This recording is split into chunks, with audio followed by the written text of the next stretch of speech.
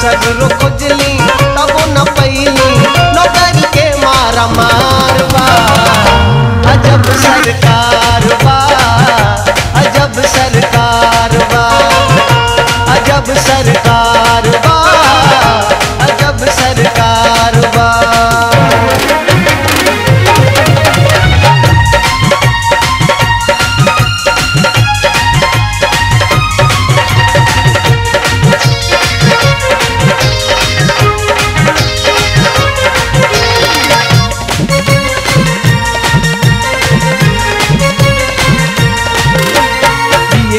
बकरी चरावता रजसवा, घरवा में लड़का खेलावता रकसवा।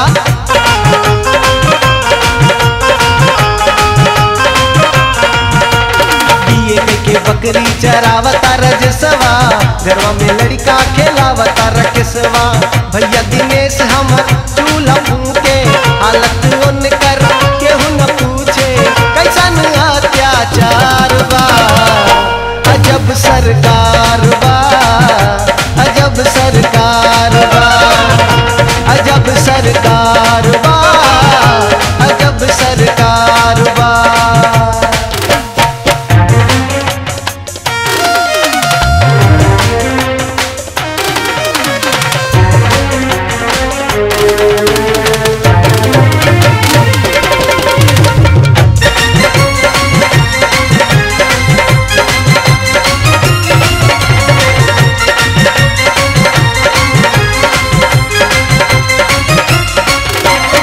राम सजीवना जकैलस यमासी, जाके शहर में चलाए टैक्सी।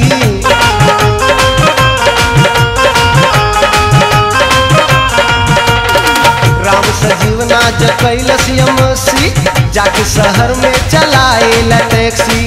नाही मिलल जब कौन आफर, पप्पुटा पर बन के हाकर, बेचत अब अखबार बा। अजब सरकार बा, अजब सरकार बा, अजब सरकार बा, अजब सरकार बा।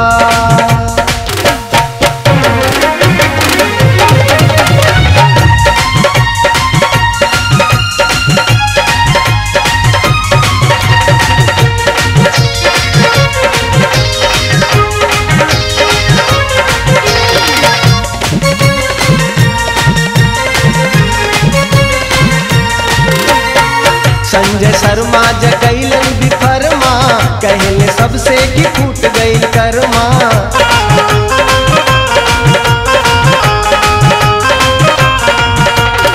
घरवा बेचा गई किसी की खातिर, लगे के मुँह बिचकाए लबरमा। जिंदगी आपन कैसे बिताई, सोची के अब तक छूटे रोवाई, पेंशन ना त पगार बा। अजब सरकार बा, अजब सरकार बा, अजब सरकार बा, अजब सरकार बा। बीए कैली एम कैली, सगरो खोजली तब न पैली। बीए कैली एम कैली, सगरो खोजली तब न पैली, नौकरी के मारा मारवा। अजब सरकार बा, अजब सरकार बा, अजब सरकार बा, अजब सरकार।